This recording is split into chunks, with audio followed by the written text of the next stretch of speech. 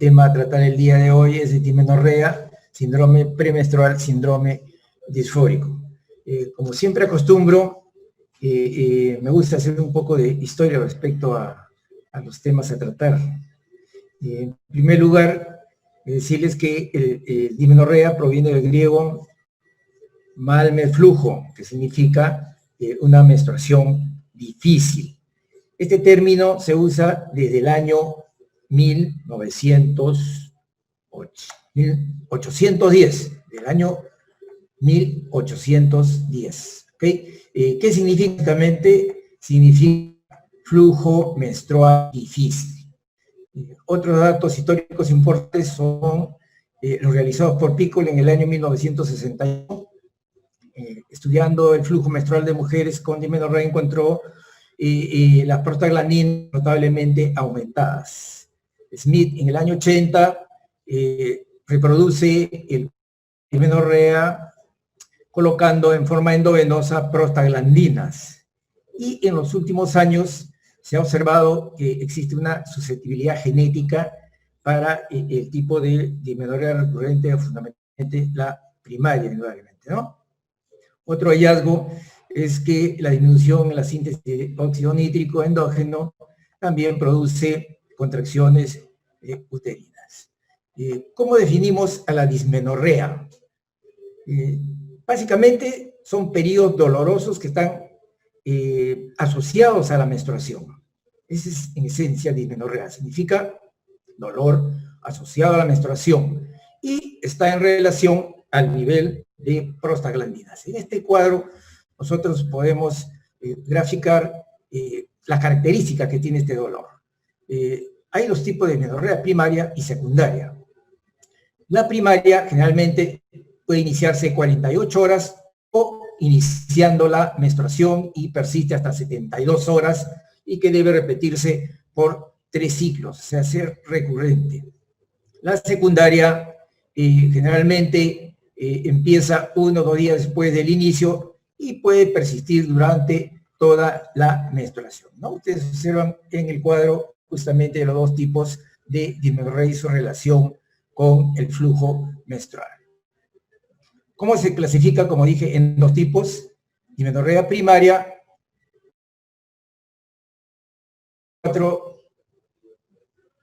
que se caracteriza por un dolor abdominal bajo, este es tipo cólico, tipo espasmódico, como ya dije, recurrente durante la menstruación. La característica básica es que este dolor no tiene una explicación de alguna patología pélvica demostrable. Básicamente es un diagnóstico de exclusión. No encuentro nada, entonces probablemente se trate de una dismenorrea primaria. Tiene mayor frecuencia en adolescentes y mujeres jóvenes. La otra dismenorrea, la dismenorrea secundaria, también tiene su CIE-10, N94.5, con los mismos síntomas de dolor, como ya hemos visto sus características, y se presenta en mujeres con trastorno orgánico. ¿Qué quiere decir? Que en este tipo de dismenorrea sí se objetiva clínicamente una patología en el sistema reproductivo, según definición de la ACO. También podría deberse a una afección médica que podría explicar sus síntomas. ¿Okay? Entonces, es la dismenorrea primaria y la dismenorrea secundaria. Podemos dividirlo en 2 escenarios, en adolescentes y en mujer adulta. Lectura, ustedes han podido leer lo referente a la dismenorrea primaria en adolescentes. La primaria básicamente se presenta en mujeres adolescentes y una característica es espasmódica. En el 90% de los casos se presenta habitualmente entre 6 a 2 años después de la menarquia. Otra característica es que los ciclos son ovulatorios. Cuando los ciclos no se presenta esta dismenorrea. La forma severa es la más prevalente, y se observa entre adolescentes y menores de 20 años. Más o menos un 50 se dice que la han padecido. Hay que tener también en cuenta aquellas que nunca van a la consulta. Otra característica es que tiene a disminuir con los años. Esta dismenorrea va disminuyendo. En la mujer adulta se presenta la secundaria, que es congestiva, o sea, el dolor es abativo, no es el dolor tipo cólico característico de la dismenorrea primaria. Generalmente está asociada a una patología que se puede identificar. Y otra característica es que con los años va empeorando. A veces se puede detectar muchos años después de la menarquia. En la adolescente también se puede encontrar dismenorreas secundarias. La duda es si va a haber una primaria en la mujer adulta. Indudablemente, la mayoría inclina a que no se presenta. La dismenorrea es una patología infradiagnosticada. Dado sus grados de severidad, la mayoría leve, es poco vista, poco tratada. Generalmente el paciente, se dice, lleva su patología, se automedica, acude muy poco a la consulta. Pero como hemos visto, es bastante frecuente. Es un síntoma común entre adolescentes y jóvenes. 50% en edad reproductiva en el mundo se considera que la ha padecido. Hay estudios que reportan más del 50%, pero podemos ver indudablemente con estas casuísticas que en términos generales fluctúa entre el 50 y el 90%. Otros estudios han determinado que existe una asociación entre adolescentes que tienen dismenorrea y el síndrome de tensión premenstrual y síndrome disfórico premenstrual. 1 de cada 4 encuestadas se automedica. Ellas mismas agarran su analgésico, no van al médico, toman, les cambia el dolor y así pasan el tiempo y los años, sin que verdaderamente sea determinado si son portadoras de esta patología. En este estudio de prevalencia de adolescentes de 12 y 7 años, podemos ver que un 57% presenta dismenorrea. En cuanto a la intensidad de dolor, es mucho más frecuente la ligera, la severa es más rara, y han faltado a la escuela un 18%. Esta estadística más o menos coincide con algunos estudios que se han hecho aquí en el país, como por ejemplo el trabajo realizado por justamente el doctor Sandoval, Madrid Jaramillo, Paz Núñez, en 3 colegios, donde observaron que 1 de cada 2 adolescentes presentó dismenorrea y un dolor que duró más o menos 2 días. El ausentismo escolar fue 1 de cada 4 alumnas, y otra característica importante es que se observó mayormente en el estrato social alto. Se hizo el estudio en varios colegios, ¿no?, de diversa categoría desde el punto de vista socioeconómico. Hay factores de riesgo que aumentan la dismenorrea y otros que la disminuyen. La aumentan generalmente si se trata de personas muy jóvenes, o sea, es mayor en adolescentes. En las fumadoras, en las pacientes que sufren de estrés, la predisposición familiar existe, aunque es pequeña, fundamentalmente para la primaria. Se observa más en personas delgadas, ya dijimos, el socioeconómico alto, al menos aquí en el Perú, hay pocos estudios. Más frecuente en la que tienen una menarquia precoz. También se puede asociar a hiperpolimenorrea, pero sí con ciclos ovulatorios asociados al síndrome premenstrual. A veces hay una asociación con infertilidad y sin signo de histeria, somatización. Concomitantemente, en aquellas que tienen pérdidas, abortos recurrentes y problemas ansioso-depresivos. ¿Qué disminuye la dismenorrea? Si se empieza a tener hijos muy temprano, si se tiene muchos hijos y si se comienza a usar anticonceptivos hormonales para planificar, ¿no? Esto es importante, es que toman anticonceptivos, con el tiempo probablemente no van a poner de manifiesto una serie de enfermedades que pudieran haberse observado si no hubieran tomado anticonceptivos. En cuanto a la etiología, la dismenorrea primaria, como hemos dicho, no subjetiva, causa orgánica, por lo tanto es disfuncional. En cuanto a la dismenorrea secundaria, generalmente es orgánica, ¿no? Esa es la etiología. O sea, en la dismenorrea secundaria nosotros vamos a poder detectar una causa, motivo de este dolor. En la dismenorrea primaria, fundamentalmente, se origina por una mayor producción de prostaglandinas y su liberación por el tejido endometrial. Esto es importante, ¿no? Tiene que haber tejido endometrial si es residual mucho mejor, ¿ok? Esta es la causa principal. En la orgánica, la causa más común es la endometriosis, y esta causa fundamentalmente se puede observar también en adolescentes y mujeres adultas. Tenemos también malformaciones obstructivas congénitas, ¿no? Derivadas del aparato de Müller, la estenosis cervical, quistes, pólipo, es una serie de enfermedades, ¿no?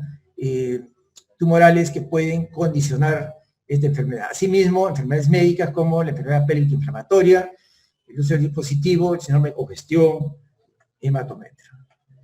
En cuanto a la patogenia, todos estos problemas disfuncionales fundamentalmente se deben a un desbalance entre estrógenos y progesterona. Esa es la principal causa, ¿okay? Un desbalance estrógeno-progesterona. Este desbalance, ¿qué produce? Produce un aumento en la producción de las prostaglandinas, como ya dijimos, ¿no? Esto aumenta las prostaglandinas. ¿Qué prostaglandinas aumentan? La F2 alfa y la prostaglandina E2, ¿no? La prostaglandina E2. Concomitantemente se produce un aumento leucotrienos, tromboxanos y vasopresina circulante. Hay que recordar que el leucotrienos promueve la contracción muscular uterina y aumenta la permeabilidad vascular. Los tromboxanos son agregantes plaquetarios y es vasoconstrictor. La vasopresina aumenta la resistencia periférica y aumenta la presión arterial. O sea, todos ellos en esencia aumentan la resistencia periférica, son vasoconstrictores y lamentablemente de otra forma va a disminuir el flujo sanguíneo. ¿Okay? Esa es una de las características principales. Este aumento de prostaglandinas, ¿qué produce? En primer lugar, que la motilidad uterina esté alterada. ¿Qué vamos a observar? Un aumento en la frecuencia de las contracciones, va a haber también un aumento de la fuerza de contracción, por lo tanto la actividad uterina va a estar incrementada, se dice, puede aumentar de tal manera de que la oxigenación de las células a nivel uterino se vea dificultada. Este aumento generalmente es arrítmico. El tono uterino en reposo también está aumentado, es mayor de 10-12. Y finalmente, concluir diciéndole de que ese aumento de esa actividad uterina puede llegar a ser hasta, según algunos libros, 200 a 300 milímetros de mercurio. La segunda, ¿no? Es la vascularidad uterina alterada.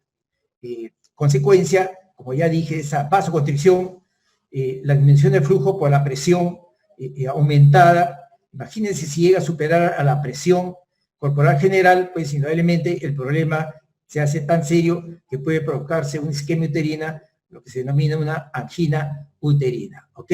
Concomitantemente, pues aumenta el consumo local.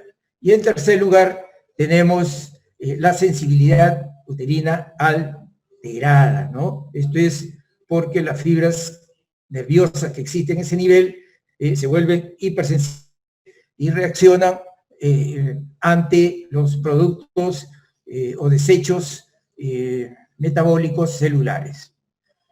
Aquí podemos clínico en relación a dismenorrea primaria y dismenorrea secundaria. Ustedes pueden ver en cuanto al inicio del dolor, que ya también lo hemos dicho, sino que lo vamos a reafirmar, de que este dolor por lo general se presenta en la dismenorrea primaria 6 a 12 meses, pudiendo ser a 2 años, y algunos libros dicen hasta 5 años, más o menos el tiempo en que comienzan a presentar ciclos ovulatorios. O sea, la característica de la dismenorrea es que no puede presentarse desde la misma menarquia porque los primeros ciclos son anovulatorios. ¿Okay? En la dismenorrea secundaria generalmente se presenta más allá de los 2 o 5 años después de la menarquia. En relación a la menstruación, ya lo dijimos también, la dismenorrea primaria 1 o 2 días antes o al inicio, y la secundaria generalmente al inicio o 2 días después. La característica de dolor en la primaria es cólico, espasmódico, en la secundaria es sordo, gravativo, ¿no? Penetrante. La ubicación de la dismenorrea primaria, el dolor está en la parte inferior suprapúbica, en la línea media. En la dismenorrea secundaria generalmente está fuera de la línea media, ¿no? Y más aún si es unilateral, porque aquí sí el dolor puede ser más hacia una zona, si el compromiso está más hacia, por ejemplo, un anexo, ¿ok? La duración, una vez que empieza la dismenorrea primaria, dura máximo 72 horas. La secundaria, como ya dije, puede durar toda la menstruación. Puede estar también asociada al aumento del sangrado. Antecedentes ginecológicos de dismenorrea primaria, generalmente no hay ninguno. En la secundaria podemos encontrar muchos antecedentes. O sea, el examen en la dismenorrea primaria negativo, en la secundaria podemos encontrar signos, hallazgos ginecológicos que nos induzcan a pensar que allí hay una patología. El dolor en ambas va de leve a severo. La historia natural, ya lo dijimos también, que en la primaria tiene tendencia a mejorar con el tiempo. En la secundaria generalmente tiene tendencia a empeorar con el tiempo. En cuanto al tratamiento, en la dismenorrea primaria hay una respuesta positiva al tratamiento empírico. ¿Qué quiere decir tratamiento empírico? Aquel que la paciente por sí empieza, o uno también lo puede empezar ante la ausencia de signos negativos del examen ginecológico, y mejora. En cambio, en la dismenorrea secundaria generalmente no da resultado de este tratamiento. Ambas pueden presentar síntomas generables. ¿Okay? En cuanto a la evaluación diagnóstica, la anamnesis, esto es fundamental. En la dismenorrea primaria, recordemos que el diagnóstico es de exclusión, como casi todas las patologías disfuncionales ginecológicas.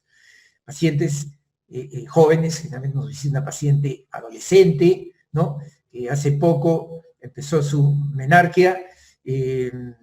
Ya dijimos que el dolor puede presentarse entre 2 a 6 meses hasta 2 años y algunos hasta 5 años. A ellas hay que hacerle una historia clínica sumamente detallada, hay que hacerle una semiología menstrual de forma sumamente adecuada. Esto es importante, ¿ok? Si por algunos motivos la paciente no refiere ningún signo o síntoma que nos induzca a pensar en que allí hay una patología orgánica, probablemente no se le va a hacer el examen pélvico y se va a proceder probablemente a darle un tratamiento. En cuanto a la dismenorrea secundaria, generalmente esto se ve en personas de mayor edad, ¿no? Puede iniciar después de los 20 años, más frecuente después de los 25 años. Recordar de que puede presentarse en adolescentes. Aquí, luego de realizar el examen físico, hay que hacerle una semiología de la patología base que se sospecha. Esto es importantísimo. Luego de la anamnesis pasamos al examen físico. En cuanto a las adolescentes, ¿no? Ya dijimos, puede no realizarse. ¿Cuándo sí lo realizamos? Cuando falla el tratamiento empírico o hay síntomas, comienzan a aparecer síntomas que nos induzcan a pensar que hay una dismenorrea progresiva, ¿ok? Que haya algún tipo de enfermedad, fundamentalmente en esa edad, enfermedad de transmisión sexual o hemorragias uterinas anormales. Otra característica también que nos hace pensar es referente al dolor que sea acíclico. Si el dolor es acíclico, no está en la línea media, también nosotros podemos pensar de que ahí ya no se trata de una dismenorrea primaria. Si hay antecedentes familiares de endometriosis, primera línea, si se observan anomalías congénitas, se refiere, también podemos pensar de que se trata de una dismenorrea secundaria. En las adultas, en contraparte, a pesar de todo, también el examen podría ser normal, ¿ok? Lo más común es que encontremos en el examen algún hallazgo físico. En 40% de los casos se encuentra una endometriosis.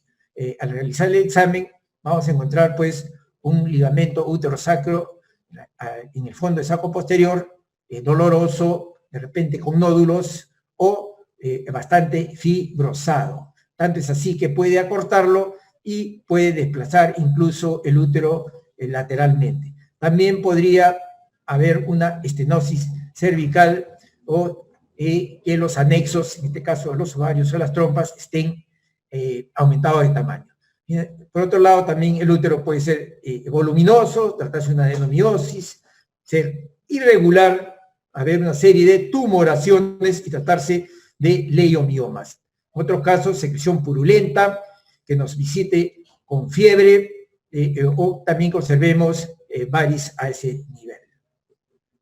Hay un sistema de puntuación verbal multidimensional para evaluación de dismenorrea que se basa en el test de Anders-Milson, que cataloga a la dismenorrea el grado 0 hasta el grado 3. El grado 0 es normal, el grado 1 un dolor leve, el grado 2 un dolor moderado y un dolor intenso, como ya hemos visto, ¿ok? La diferencia básicamente se da a nivel de los síntomas sistémicos y la respuesta a los analgésicos. Si el dolor es muy intenso, ustedes saben de que va a inhibir a la paciente en cuanto a su capacidad de trabajo y los analgésicos van a tener un efecto muy, muy pobre. Para la evaluación diagnóstica necesitamos realizar algunos exámenes auxiliares.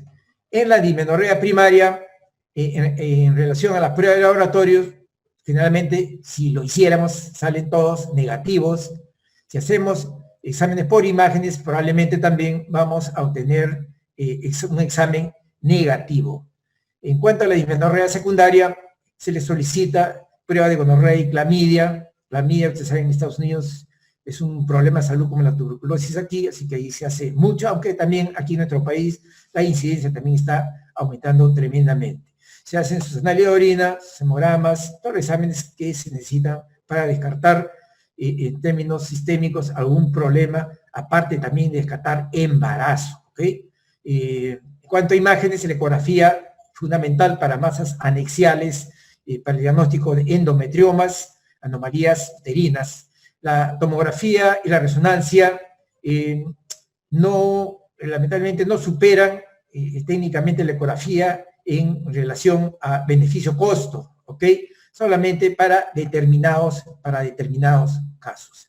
En una dismenorrea primaria, si a pesar de todo tenemos sospechas de una dismenorrea secundaria, tendremos que hacerle también sus pruebas, ¿no?, de laboratorio, estudio de imagen y algunos procedimientos de tipo diagnóstico, como son la laparoscopía, la histeroscopía, concomitantemente biopsia endometrial, e incluso se puede llegar a lo que es una laparotomía.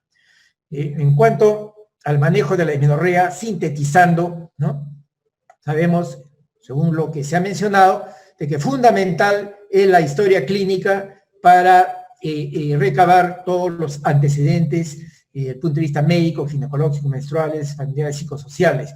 Hay que recordar que el adolescente, para llegar a la consulta, puede demorar 5.4 años al diagnóstico, es generalmente el tiempo, según unos estudios, de que nos visitan, o sea, cuando ya tienen mucho tiempo, ¿no?, de tener la patología. En la adulta, generalmente demora menos tiempo para visitar al médico, se demora aproximadamente 1.9 años desde el diagnóstico. Una vez que ellas llegan a nuestra consulta y se realiza la historia clínica con ese devenir historia natural, hay que verificar el tipo de dolor menstrual y los síntomas concomitantes. Vamos a tener la posibilidad de hacer un diagnóstico de dismenorrea primaria o una dismenorrea secundaria. Si es una dismenorrea primaria, generalmente, como digo, si todo encontramos negativo, no vamos a realizar examen ginecológico, vamos a hacer un tratamiento empírico que puede ser hormonal o el uso de AINES. Si mejora, se continúa el tratamiento hasta que este proceso con el tiempo desaparezca. Si no mejora, vamos a tener que catalogarla como dismenorrea secundaria. Hay que realizar el diagnóstico etiológico, utilizar los exámenes de laboratorio, los exámenes de imágenes, los procedimientos diagnósticos como la laparoscopía, estereoscopía, ecografía, y no llegar al diagnóstico orgánico de base tipo, ¿no?, endometriosis y otros más, ¿ok? Si definimos el diagnóstico, por ejemplo, una endometriosis, pues le haremos el tratamiento causal. El diagnóstico diferencial, básicamente lo vamos a hacer con cualquier entidad que produzca dolor durante la menstruación, ¿ok? Hay muchas que pueden provocar dolor menstrual. Hay que recordar que finalmente la dismenorrea está dentro del gran grupo sindrómico de dolor pélvico, tanto agudo como crónico, ¿ok? Agudo, de repente, generalmente en adolescentes, crónicos, en aquellos que ya han transcurrido tiempo, y en dismenorrea secundarias, ¿ok? Hay que verificar las características del dolor, ¿ok? La recurrencia, la relación a la menstruación, el mismo en sí, y el dejarte de las patologías, ¿no? Si se diagnostica una patología, tenemos a la dismenorrea secundaria. Recordar, por ejemplo, en el caso, ya que hablamos de dolor pélvico agudo y crónico en el pélvico, ¿no?, de que en el agudo, que es lo que más pone en riesgo la vida de una paciente, ¿ok? El diagnóstico diferencial con un grupo de patologías como aquellas que pueden amenazar la vida o un órgano en sí, ¿no?, como el embarazo ectópico, estreñimiento agudo, ruptura, torsión de ovario, ¿no?, comunes como el síndrome de dolor ovulatorio, las enfermedades inflamatorias, rupturas de ovario quístico, y otros como embarazo, aborto, etcétera, que pueden presentarse y a veces incluso no relatarse, cuerpos extraños, irritantes, abuso sexual. En cuanto al tratamiento, también si queremos hacerlo con entidades orgánicas crónicas, nosotros podemos tener a todas las enfermedades ginecológicas que ya hemos mencionado, como también tener en cuenta enfermedades de tipo urológico, como cistitis intersticial, actínica, el SIDA de vejiga, las mismas cistitis recurrentes, urolitiasis, problemas gastroenterológicos, el colon irritable, problemas a nivel de colon, enfermedad celíaca, hernias, musculoesqueléticas, fibromialgia, coccidinia, neurológicos, ¿no?, neuralgia del pudendo, tratamiento de nervios y vasculares como las varices, el síndrome de congestión pélvica en lo que se refiere a patologías crónicas, ¿no? Entonces, fíjense el contexto con el cual tenemos que lidiar cuando nosotros queremos hacer un diagnóstico adecuado de dismenorrea, y para lo cual una buena historia clínica nos va a poder determinarla. En cuanto al tratamiento, el tratamiento tiene los siguientes objetivos, ¿no? Uno, aliviar los síntomas. La paciente, si va a ver, no sé, por el dolor, si no, no va. Entonces, el primer objetivo es aliviar los síntomas. El otro objetivo es que este problema no progrese. ¿Por qué? Porque se puede poner en riesgo lo que es la fertilidad futura de la mujer. Los principios básicos del tratamiento es educar a la paciente. Esto es básico, es fundamental.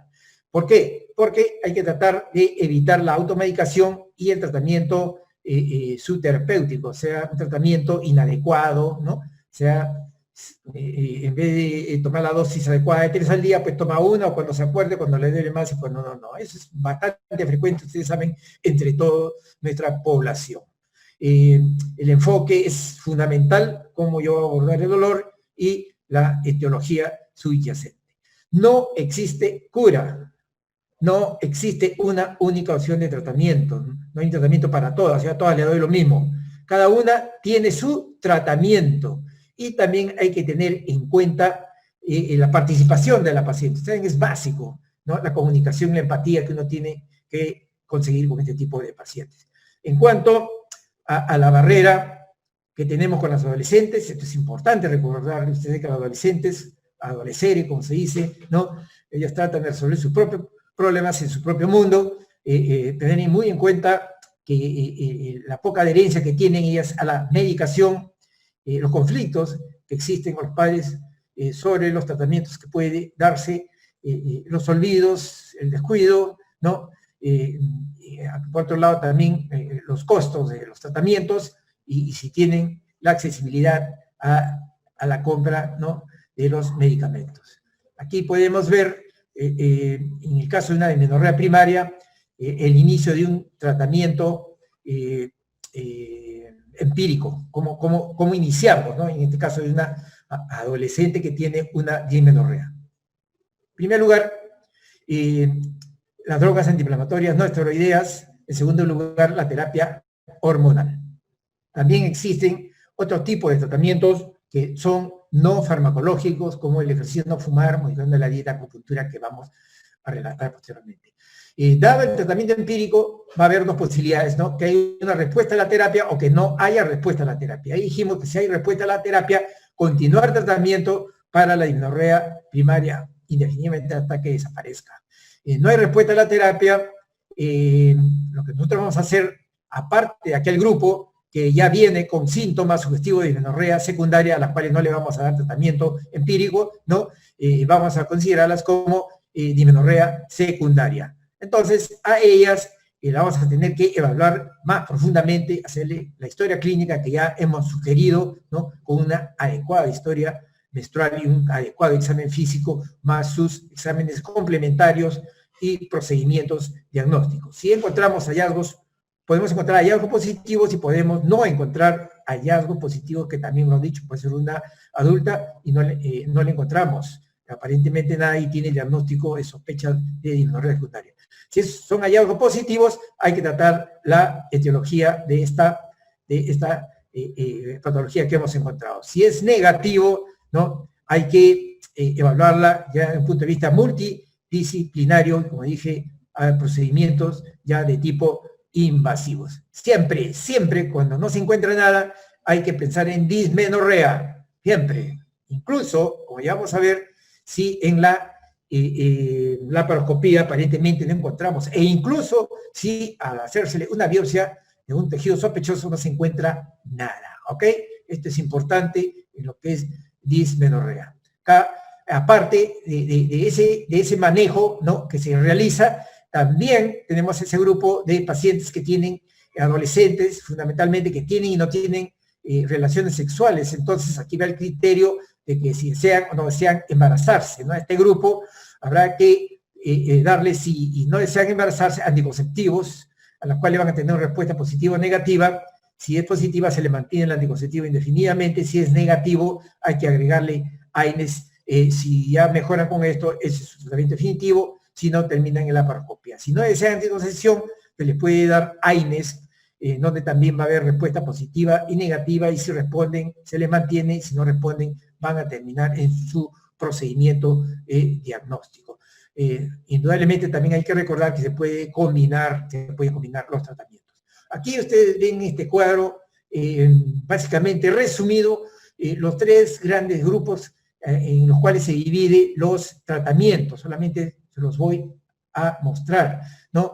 Tratamientos útiles sin evidencia suficiente, los tratamientos verdaderamente reconocidos, que son básicamente lo que acabamos de mencionar, y hay tratamientos ineficaces o que no han sido probados, pero que se usan, ¿no? En los útiles sin evidencia están las terapias complementarias alternativas, como ustedes ven, están todo lo clásico referente al hacer mucho ejercicio. El ejercicio es fundamental para combatir cualquier tipo de problema físico, ¿no? El físico bueno, nos permite un buen manejo de lo físico. También hay tratamientos térmicos, vitaminas, ¿ok? El tratamiento de acupuntura, neuroablaciones. En lo reconocido con evidencia primer y segundo nivel, ya hablamos de la terapia no hormonal, AINES, y también tenemos de productos analgésicos puros. Uno de los más resaltantes es el ácido mefenámico, ¿ok? Aparte de los otros AINES. Mencioné el ácido mefenámico, en mi país lo usamos, ¿ok? 500 miligramos inicialmente, seguido 250 miligramos cada 6 horas según es necesario, pero también hay otras formas de tratamiento, como empezar con 1 gramo, continuar luego con 500 cada 8 horas, fundamentalmente iniciar antes de la menstruación, continuarlo hasta que ceda el dolor 2 o 3 días. El Celecoxib generalmente está para mujeres mayores de 18 años. Sobre el ácido mefenámico, me voy a permitir hablarles rápidamente una cosa interesante, cómo nació. Usted que esto se llamaba Ponstan, hace 40 años atrás, Ponstan. Este medicamento muy bueno, las pacientes llegaron un momento a automedicarse, así que cuando iban a la consulta, pues no les hacía bien y uno no sabía qué darles. O si uno les daba, ya lo conocían y como que veían que, bueno, pues ese medicamento todo el mundo lo usa. El laboratorio Parderis, que lo producía, hizo algo bien inteligente. El Ponstan le cambió de nombre, ¿no? Le puso Tanston y al Ponstan le puso naproxeno. ¿Ok? Entonces, cuando ya la paciente iba, yo le daba el Tanston, ya no le daba Ponstan, pero le daba el Tanston que era el Ponstan de antes y lo aceptaba. Y ella seguía tomando su Ponstan, las que se automedicaban, pero ya no tomaban ácido mefenámico, sino tomaban, pues, el naproxeno, ¿ok? O sea, tomaban otro medicamento, pero ya no sabían, creían que seguían tomando el mismo medicamento. En esta cuestión, ¿no? Es fundamental laboratorios, ¿no? Una buena óptica en cuanto a lo que es venta, ¿no? Bien interesante. En la terapia hormonal, pues, están los anticonceptivos hormonales, a la cabeza los anticonceptivos orales, también tenemos todos los demás anticonceptivos, incluso de progestina, entre los cuales está la progesterona, los diumedicados. Segundo nivel, los parches, los TEN, kinesiotape, manejo de tejido, terapia empírica, con análogos antagonistas de GnRH, que generalmente nos recomienda para adolescentes, y tratamientos ineficaces, ¿no? Como tocolíticos, que está en la cabeza, ¿ok? Teóricamente son antiespasmódicos uterinos, sedantes uterinos que deberían calmar, pero nunca han demostrado su eficacia. Aquí tenemos básicamente este cuadro en donde podemos ver, ¿no? Un comparativo de la presión intrauterina en la dismenorrea con y tratamiento con AINES. Ustedes ven arriba en rojo el placebo, cómo se mantiene el dolor, y al usar el meclofenamato, ¿no? Cómo el dolor desciende, ¿no? O sea, aquí está comprobado técnicamente, ¿no? Con estudios convincentes de que definitivamente los AINES mejoran el dolor de la dismenorrea. Un tratamiento definitivo final es el quirúrgico, ¿ok? Pero estos son definitivos irreversibles, generalmente para mujeres que tienen pues una patología, ¿no? Se soluciona el problema de la patología y el problema termina.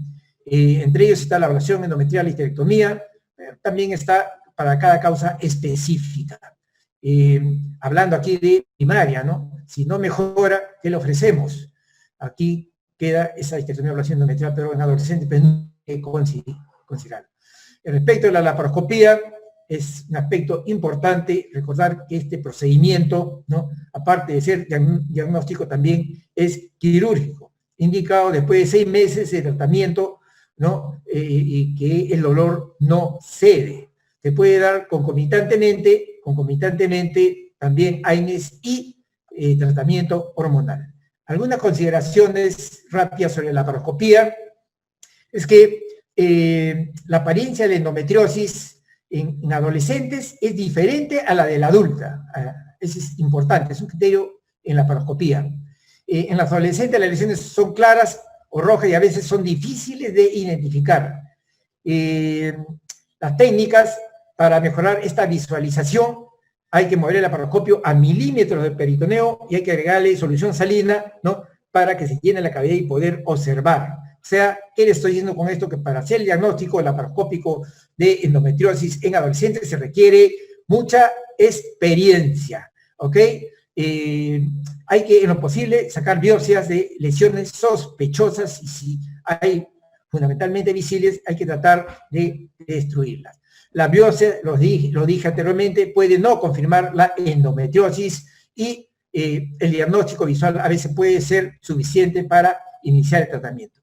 La Sociedad de Ginecólogos de Estados Unidos no recomienda la extracción peritoneal en adolescente, solo basándose en que si se los dejo va a formar adolescencia y cosas por el estilo, ¿no? Es un tratamiento de fondo. Aquí ustedes pueden observar básicamente, por ejemplo, una lesión transparente. Esa lesión transparente, ustedes casi ni se ven, ¿eh? Y fíjense que la laparoscopio está secado tremendamente. Hay una lesión vesicular transparente en el peritoneo anterior, y aquí sí está esa lesión rojiza típica, ¿no?, que se puede encontrar en una adolescente, ¿no? Aquí sí es bastante fácil, acá está en la fosa parovárica.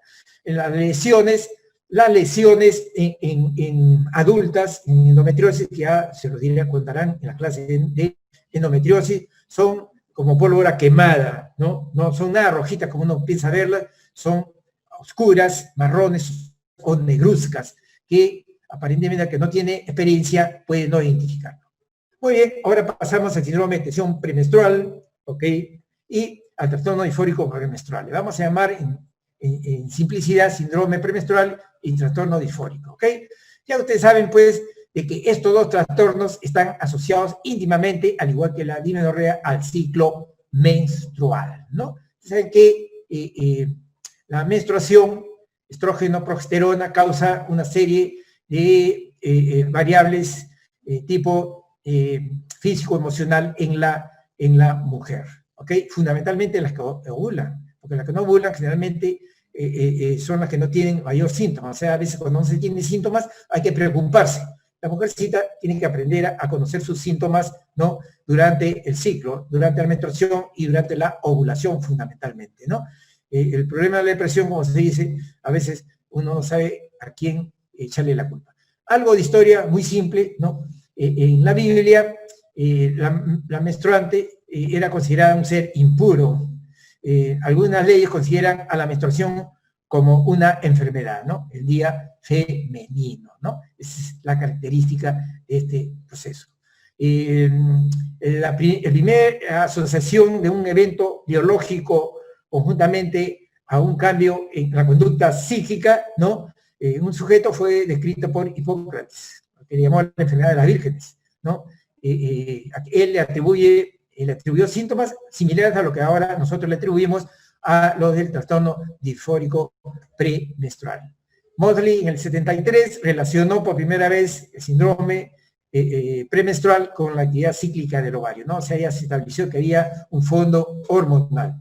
Green y Dalton introdujeron el término síndrome premenstrual. O sea, creo que tenemos ya 68 años más o menos, ¿no?, utilizando estos términos. Ustedes saben de cuándo se utiliza la dismenorrea y de cuándo estos términos.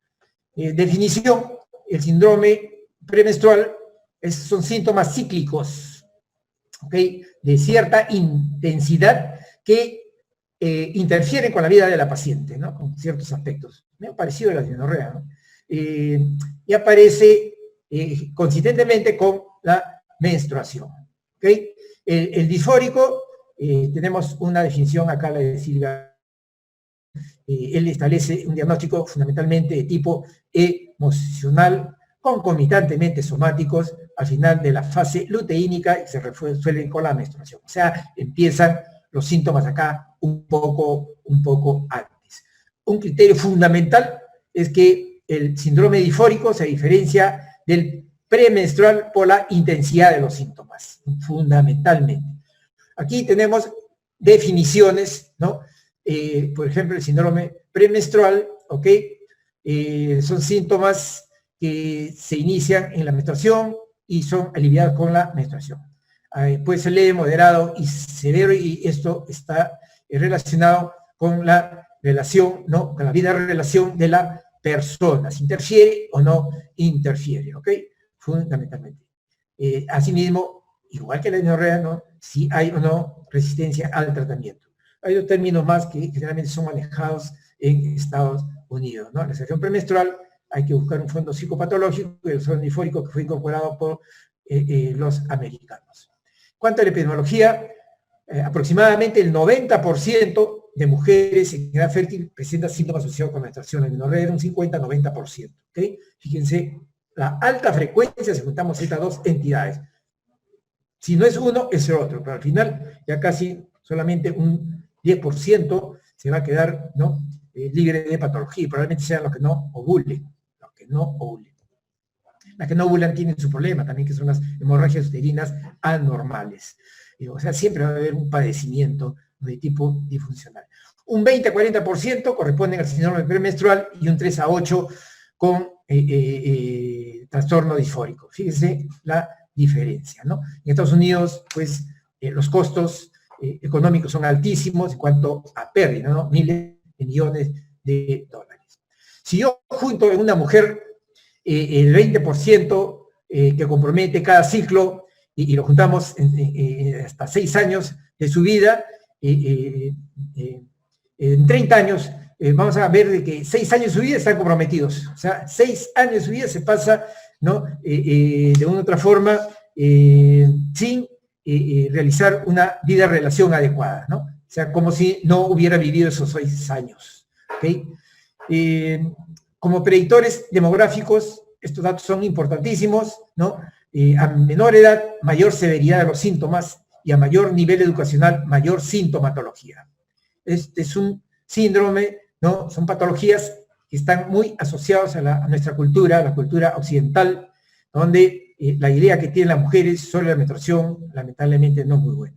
Aquí, en este clásico, ¿no? Triángulo pirámide, podemos determinar las características de estos dos patologías. Del 100% de una población total femenina entre 14 y 49 años, el 93%, según la CIE, ¿no? Es portadora de un síndrome premenstrual, 37% con criterio de la COG del síndrome premenstrual, fíjense la diferencia, y el disfórico, según el DSMB, 4, y el 5, el último, un 3%. En cuanto a la etiología, lo cierto y lo evidente es que no está clara, pero que sí los síntomas están relacionados con la ovulación. Es heterogénea, es multifactorial, muy semejante también a la dismenorrea. En primer lugar, tenemos los esteroides gonadales y gonadotrofinas, que básicamente estos van a provocar problemas a nivel de progesterona. El problema viene a ser igual que la dismenorrea. Hay una alteración de la relación estrógeno-progesterona, hay un desbalance. El desbalance estrógeno-progesterona es el causante, yo diría, casi de todos los problemas de tipo disfuncional, de tipo ginecológico. ¿Ok? El asunto es encontrar qué es lo que provoca ese problema. También la testosterona también se ve de otra forma alterada. En cuanto a neurotransmisores, hay varias teorías, ¿no? La interacción, están incluidos en la interacción del sistema GABA y otros sistemas. La principal es la disminución de la serotonina, eso sí ha sido claramente determinado, ¿ok? Está asociado con muchos de los síntomas del trastorno disfórico. Y esto se ha comprobado cuando uno les da inhibidores, ¿no? De la recaptación de la serotonina, ¿no?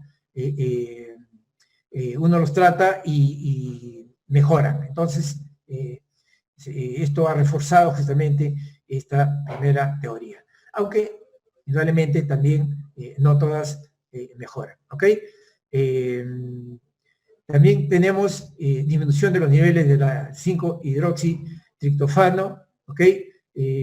Hay que recordar que los estrógenos tienen un efecto mineralocorticoide porque inducen la síntesis hepática de angiotensinógenos. Este es un efecto básicamente mineralocorticoide. Y la progesterona compite con la aldosterona por su receptor, por lo tanto va a provocar un efecto antimineralocorticoide. En cuanto a lo genético, también se ha visto una congruencia de gemelos, historia familiar de síndrome premenstrual. Lo cierto es que si yo suprimo el ciclo menstrual con medicamentos o de forma quirúrgica, yo elimino básicamente el trastorno.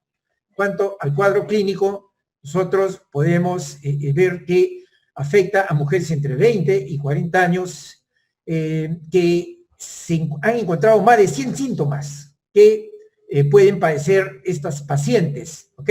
Pero no todas padecen los 100 síntomas, o sea, va a haber una variedad, ¿no?, de mujeres con una diversidad de síntomas.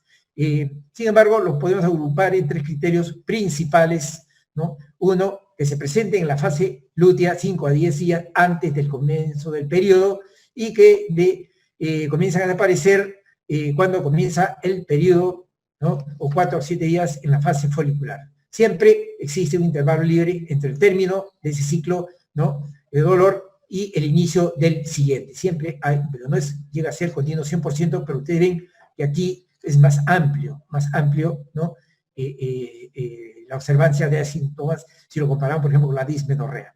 Estos síntomas tienen que ser documentados varios ciclos, o sea, tienen que ser recurrentes, y no debe haber ningún trastorno fisiológico ni psicológico. Y finalmente, deben ser severos, que causen, impacten en las relaciones sociales y de trabajo, ¿ok? Si dijimos que había más de 100 síntomas, entonces estos síntomas también pueden variar de mes a mes en muchas mujeres, ¿ok? El síndrome disfórico tiene como característica fundamental la depresión severa, la irritabilidad y tensión. Esos son los 3 síntomas básicos: depresión, irritabilidad y tensión ante sus periodos. Son, ya dijimos, más severos que el síndrome premenstrual. El disfórico, 3 a 8%. En cuanto a la clínica, a la sintomatología premenstrual, básicamente fijando, ¿no?, en este esquema, ¿no?, comparativamente hablando, como el trastorno disfórico premenstrual, los síntomas afectivos son predominantes y severos. Fíjate, ya ahí dijimos los 3 síntomas cardinales. Las alteraciones son fundamentalmente alteraciones funcionales, y los síntomas físicos es un 3 a 5%, generalmente sensibilidad mamaria y embotamiento, básicamente.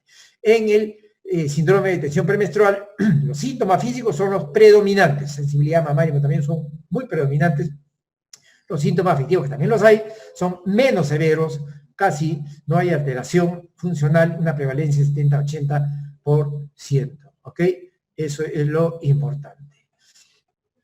Y el diagnóstico es clínico, que quede bien claro de que los límites, ya lo dijimos, entre estos 2 síndromes no están bien definidos, y para la mayoría probablemente constituyan un proceso fisiopatológico continuo, ¿ok? Más o menos síntomas físicos, más o menos síntomas psicológicos, ¿no?, disfuncionales, ¿ok? El diagnóstico se establece por exclusión de otras patologías. Acá hay algunos criterios diagnósticos a manera, ¿no?, básicamente de situarlos. Ustedes ven que se hacen en base al CIE-10, la COG también ha hecho su clasificación, la Sociedad Americana también ha hecho su clasificación, los ha incorporado al DSM-5, ¿ok? O sea, hay formas de catalogarlos. Lo cierto y evidente es que el único que es básicamente reconocido dentro de un sistema concienzudo patológico es el del DSM, ¿no?, que incorpora al disfórico. El síndrome de tensión premenstrual no lo considera. Ahí está el CIE-10, entonces, ustedes vean, por ejemplo, como N94.3, las molestias que puede presentar de psicológicas, trastornos de mamarios, dolor, ¿no?, edema. Fíjense que ya dijimos cuál es la predominancia para catalogarlo dentro de este grupo. En cuanto a la COG, lo divide muy bien como síntomas afectivos y síntomas somáticos. Uno o más afectivo o somático es lo que va a ser el diagnóstico cuando se presenta en los 5 días ante la menstruación y en los 3 ciclos consecutivos. El colegio, ¿no?, de psiquiatras americanos lo cataloga en el DSM-4.5 en 4 grupos, ¿no? Por ejemplo, que la mujer esté en edad fértil, que el trastorno interfiera en sus actividades laborales, sociales, que no sea esa aparición de algunos síntomas de otro trastorno, ¿no?, y que los 3 primeros sean confirmados por la acción diaria, ¿no?, en 2 ciclos a más consecutivos. El TDMP en la F3.3 establece 2 criterios, mayores y menores. Los mayores, ya mencionamos los tres clásicos, ¿no?, la ansiedad, la labilidad, la irritabilidad y la depresión, ¿no? Son los menores, son otros criterios secundarios, pero que se pueden presentar, que fundamentalmente sirven para diferenciarlos básicamente de exacerbaciones durante la menstruación de trastornos mentales que ya se tenga, como el trastorno de estado de ánimo, como los trastornos de ansiedad, como los trastornos obsesivos compulsivos u otros dependientes también con manifestaciones corporales como la bulimia, ¿no? Trastornos de la personalidad, ¿ok? ¿Cuál es la característica de esto? Fundamentalmente que se exacerban durante la menstruación, pero están permanentes durante todo el mes, o sea, están permanentes. Hay que hacer la diferenciación, primero hay que diagnosticarlo, porque también pueden pasar desapercibidos, si son suaves, se exacerban y creer que es uno de estos síndromes, y no se trata de eso, sino que hay una enfermedad de fondo. Otras enfermedades médicas como la comicialidad, endocrinopatías, en cuanto al hipotiroidismo, la hiperprolactinemia y otras más, ¿ok? Recordar que el trastorno premenstrual y el disfórico no tienen cura, al igual que la dismenorrea, ¿ok? Hay diversos tratamientos y pueden aliviar los diversos síntomas en diversas mujeres, ¿ok? Eso es lo importante. También se ha observado que comienzan a disminuir después de los 35 años, desaparecen con la menopausia. Recuerden que estos están asociados fundamentalmente a la ovulación, a la fase lútea. Aquí tenemos resumido lo que son los tratamientos que pueden ser medidas generales y sintomáticas: psicoeducación, psicoterapia, ejercicio físico, dieta baja en azúcar, energía fraccionada, hay que evitar cigarrillos y café, ¿ok? Puede ser en cuanto a farmacológico, no hormonal, hormonal y también abordaje quirúrgico. El no hormonal, tenemos los antidepresivos, ¿no? Y los ansiolíticos. Antidepresivo a la cabeza está la fluoxetina, muy conocido, la sertralina y la paroxetina. Probablemente la sertralina sea uno de los que menos efectos secundarios tiene. Ansiolíticos, el clonazepam y la buspirona también, que es un ansiolítico bastante recomendado.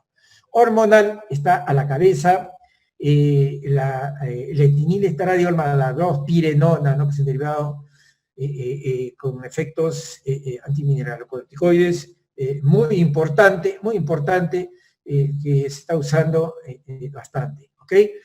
También los derivados de la nortestosterona, o sea, los anticonceptivos convencionales, pero en la práctica esto no han demostrado tanta utilidad como el que les he mencionado anteriormente. Finalmente, el abordaje quirúrgico, ¿no? Se puede también terminar con histerectomía más salpingo o frectomía bilateral. Aquí te vean el manejo farmacológico, no farmacológico, ya vimos no farmacológico, la dieta, psicoterapia, si responde, pues se continúa igual el tratamiento, si no responde, el farmacológico, el tratamiento, vimos, ¿no?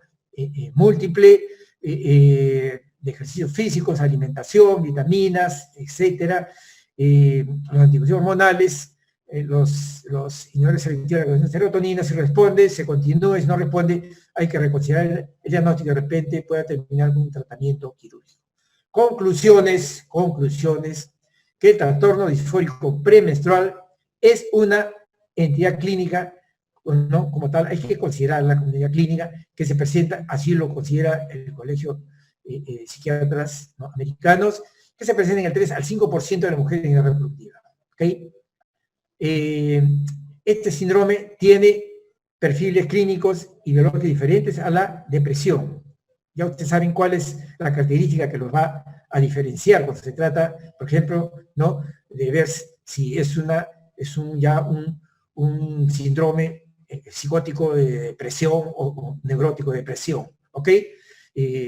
Finalmente, que el trastorno disfórico premenstrual es una forma severa del síndrome de tensión premenstrual que afecta el desempeño normal, ¿ok? Este es el concepto final importante respecto a estas patologías que para muchos es desconocida. Yo creo que ustedes ahora ya tienen el conocimiento claro de lo que es una dismenorrea, un síndrome de tensión premenstrual y un trastorno disfórico premenstrual, ¿ok? Eso es lo importante. Muy bien, yo creo que con esto hemos finalizado la clase del día de hoy. Está a su disposición, supongo que deben haber leído la teoría, y queda a su disposición el cuestionario, ¿no?, que está colgado para que ustedes puedan desarrollar. ¿Ok? Creo que eso sería todo. Doctor, disculpe, me parece Sí, que Leslie está levantando su mano para hacer una pregunta. sí, mamita. Pregúnteme nomás, lo que pasa es que, como ya les he dicho, me van a disculpar, con el aparato es nuevo, y también el Zoom es nuevo, recién le he colocado, que no sé dónde están las cosas, pero sí, todo el que quiera preguntar ordenadamente que pregunte. Ya, Leslie, adelante. Muchas gracias, doctor. Gracias, Ale. Buenos días, doctor. Gracias por la ponencia del día de hoy. Tengo una pregunta. En el caso de la dismenorrea primaria, mencionan que hay dos tipos de tratamiento, algoritmo de tratamiento de acuerdo al deseo de anticoncepción y el no deseo de anticoncepción. ¿Cómo sería en el caso? Sabemos que en la mayor parte de personas que sufren dismenorrea primaria son adolescentes. Si la adolescente desea no tener no desea tener hijos en un futuro, puede consumir anticonceptivos para este tratamiento o cómo sería, porque también estaba viendo que en el caso quirúrgico no se consideren adolescentes cuando quiera tener ese tratamiento. Así es. Efectivamente, ¿no? Como dijo, uno de los principales obstáculos que uno puede encontrar a veces en el manejo de esta patología es pues justamente la disociación padres adolescentes, ¿no? En cuanto al manejo de un tratamiento. En ese esquema ustedes vieron muy claramente, efectivamente, en el segundo, ¿no? Algoritmo de que se tiene que ver muy en cuenta si quiere o no quiere tener descendencia, si quiere o no quiere embarazarse. En esto está incluido si tiene o no tiene relaciones sexuales, ¿no es cierto? La mayoría de las veces los padres ignoran que el adolescente tiene relaciones sexuales. Si tiene relaciones, él no quiere embarazarse, ¿qué implica? Implica que tiene que cuidarse, ¿no es cierto? Que puede tomar eso AINES y de repente utilizar un método anticonceptivo de otra naturaleza, lo puede hacer, pero indudablemente el tratamiento ideal para ella sería tomar sus anticonceptivos, porque estaría tratándose su dismenorrea primaria, aparte que también estaría viendo a futuro si no se trata de una dismenorrea secundaria, y estaría cuidándose, ¿no es cierto? Pero esto tendría que hacerlo, si lo desea, la verdad, con conocimiento de los padres, o también bajo su responsabilidad. Yo quiero recordarles a todos ustedes, en cuestión de anticoncepción, que según las normas últimas, ¿no? No tan último porque son del año creo 17, 16, toda mujercita a partir de los 14 años puede ir personalmente a un centro de planificación familiar y solicitar el anticonceptivo que ella quiere, no se necesita la autorización de nadie, pero sí sería el ideal, ¿no? Si tiene el diagnóstico de una dismenorrea primaria, de que tiene relaciones sexuales y no tener descendencia, de que tome sus anticonceptivos. Definitivamente, personalmente para mí, es el tratamiento ideal. Si toma AINES, ¿no? Que es la otra, cuando, digamos, quieren tener descendencia, si ella no lo quiere y toma AINES, pues se va a correr el riesgo que tenga un embarazo indeseado. ¿Ok? Ese es el quid del asunto. Y el quirúrgico, pues, realmente, queremos considerarlo también a la forectomía, a la histerectomía, a la ablación. Realmente, a Dios gracias, el proceso de diagnóstico no es muy rápido. Generalmente el problema de repente se vea cuando se trata de un diagnóstico diferencial con un dolor pélvico agudo. ¿Ok? ¿Alguno más? ¿Alguna otra pregunta? Muchas gracias, doctor. Sí, disculpe, tengo otra pregunta que no va mucho al caso, pero estaba justo mencionando el tema de los anticonceptivos y el tema de lo que viene a ser las cirugías. A mí me mencionaron en algún momento de que si querías ligarte las trompas, por ejemplo, a mi edad, que tengo 24 años, tendría que tener permiso de mi pareja o consentimiento para poder hacerlo. No sé si cómo se maneja esto, o al menos si estoy casada, me parece que sí tiene que ser de esta manera, para si yo no quisiera tener hijos, ¿no? En algún momento necesito el permiso de mi pareja. Algo así. No necesitas el permiso de nadie. Tú eres libre de determinar lo mejor para tu cuerpo. E incluso estoy hablando de pareja de casados. Lo ético es que lo converses con tu pareja, ¿no es cierto? Se supone que en toda asociación matrimonial u otro tipo, ¿no?, de agrupamiento humano, se tiene que hacer sobre la base de un diálogo, ¿no? De compartir opiniones, ¿no es cierto? Esa es una cosa, pero desde el punto de vista técnico legal, no. Yo ligué a un varón de 19 años, le hice una vasectomía, 19 años, esto lo hice hace, creo, 30 años atrás, 35 años atrás, ya, y lo ligué, a pesar de que hice todo, lo habido y por haber, para decirle que no se ligue, ¿ok? Pero la pareja, porque él estaba casado, ellos finalmente dijeron que sí se ligaba, a pesar de todas las argucias que yo le puse, decidieron que quería ligarse y lo ligué, así de simple. ¿Ok? En cuanto a la normatividad aquí en el Perú, hay algunas cosas que dicen, hace referencia al ligarse antes de los 25 años, que generalmente tiene sí preferible, pero técnicamente, legalmente, en las normas que existe, en el lineamiento que existe, realmente cada persona decide qué método usar. ¿Ok? Eso es así. Tú puedes, si quieres ligarte, puedes ligarte. Muchas gracias, doctor. Sí, justamente eso me había mencionado un doctor también en alguna práctica, por eso era mi pregunta. Gracias. Ya, hija. ¿No hay más preguntas? Ahí nos ha... Parece más? que no. Muy Parece bien, que no. correcto. Muy bien. Ha sido un gusto. Nos vemos en la siguiente actividad. Muchas gracias. Doctora Aguirre. Ok, hasta la próxima.